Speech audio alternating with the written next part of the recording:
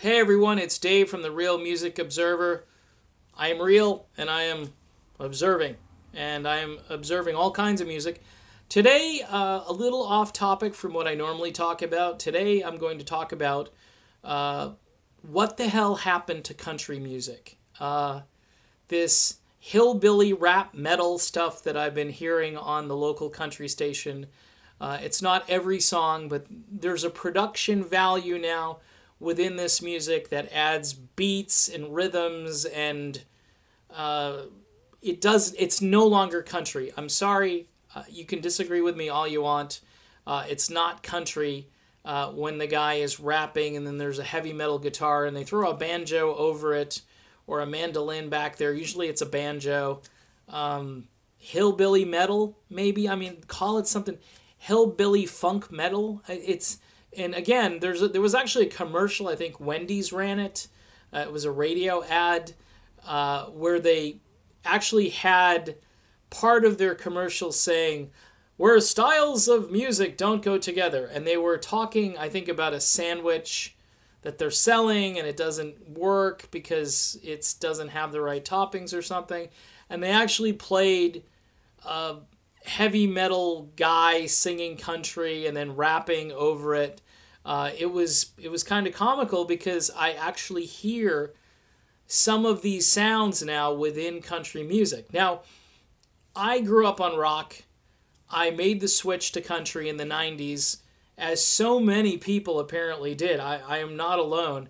Again, I grew up listening to all of the stuff that I talk about, Journey, Foreigner, Styx, REO Speedwagon, that kind of stuff. But then when those bands, for whatever reason, it seemed that the 90s introduced a whole new style of rock, and it was grungy, it was dark, it was depressing. Lyrically, it didn't make any sense to me. The musicianship kind of sucked overall. If you could play one or two chords, you could be in Soundgarden.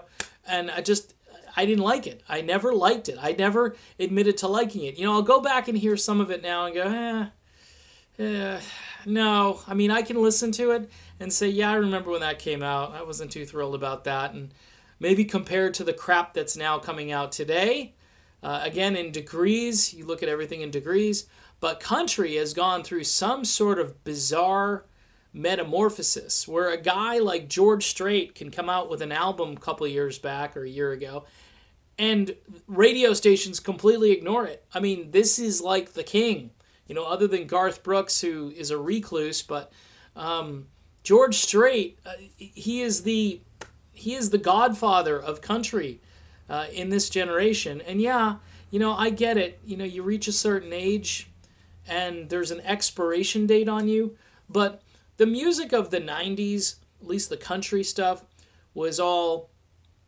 ballad driven, but it also twanged and it rocked a little bit. It didn't rock so much that it didn't sound like country. They did things like they had great opening guitar riffs.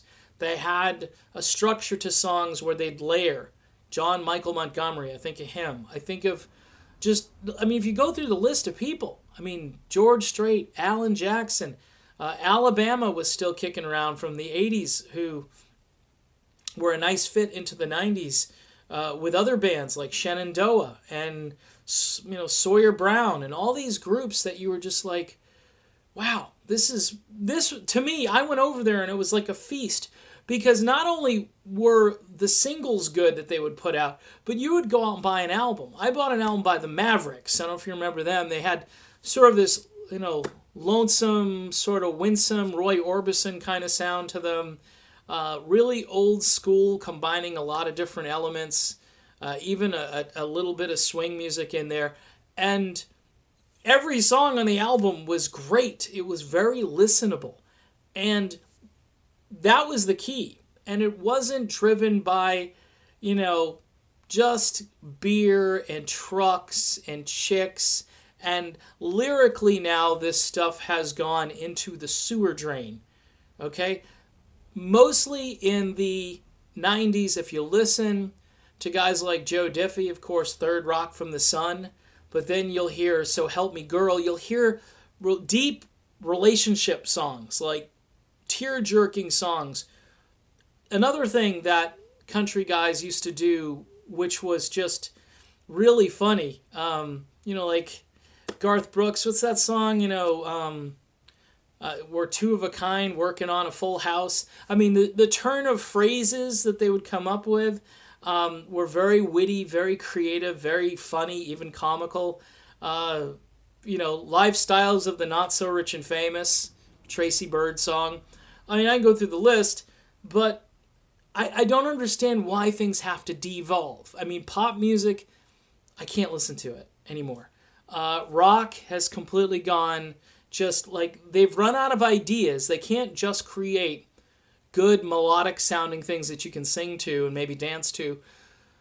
So they've got to just push the envelope and try to combine styles. And now in country, you've got this thumping backbeat and a banjo, and it's like drama build up, and everything is amped up. Like they record everything at this crazy volume. And everybody sounds like they're talking through some sort of megaphone device when they sing to give it some sort of modern effect. And of course, there's always good old pitch control and voice enhancement, auto-tune or whatever it's called. It's being used in country like nobody's business. I mean, I can't imagine Reba McEntire just using pitch control. I mean, name any chick country singer. Patty Loveless. I mean, can you imagine Mary Chapin Carpenter using any of this crap that's out now? I mean, even the younger people that came along later, like Leanne Rimes, there's just no freaking way. So my question is why? Why? Well, what I've done to kind of go back in time is I've gone over to Spotify, and I have a monthly subscription over there. And I have created probably the greatest 90s country playlist in the history of Spotify. I believe it's called what did I call it? The 90s Country Charcoal Pit or something like that. I may change the name of it again. But I do incorporate some things from the 80s into it, and some of these artists who went into the 2000s and still created some good music, which was listenable and had the same type of composition and construction and everything to it. Alan Jackson, you really can't go wrong with Alan Jackson. George Strait, same thing. But it's funny because these guys, when they progressed out of the 90s, it seemed like their work just ground to a halt. They're not getting on radio anymore. There were a new crop of people.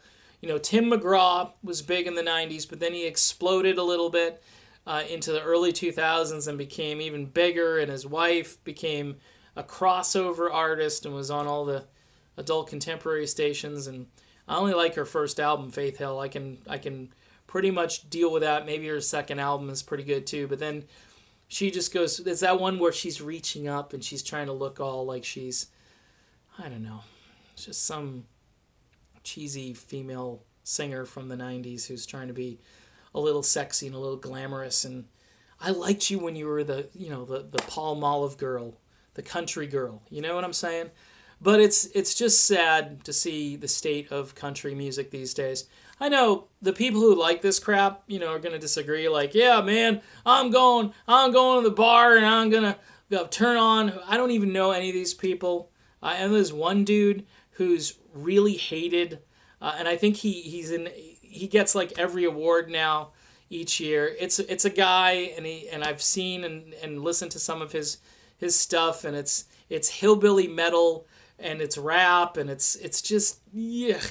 I think I watched Alan Jackson and Toby Keith in an interview, and they were talking about this stuff, and they're like, look, dude, this is music, but it's not country. We don't know what it is, but it's definitely not country. And Toby Keith, there's another guy who had a fairly long career that really came from the 90s, and then, again, didn't really listen to Toby that much in the 2000s. But I can tell you what, go back to the 90s. If you haven't been to 90s country, go to 90s country and listen for it. Listen to it. It's an all-day listening experience, and these guys did albums where they had 2 or 3 or 4 really good singles, maybe 5. Vince Gill was big on that. He had a whole album worth of songs, and a lot of them did. And even the songs that weren't singles, you can listen to those songs by themselves a few times and say, hey, that's catchy, or hey, that's a great ballad. I mean, Colin Ray, there's a guy who just created emotional, tear-jerking ballads and some fun, upbeat tunes. The era is gone. It's not coming back, people. Again, like everything else, some good things are just not meant to last. But my big question is, what the hell has happened to today's country? It just really sucks. My name is Dave. This is the Real Music Observer, and eventually we will talk again soon. Talk to you later.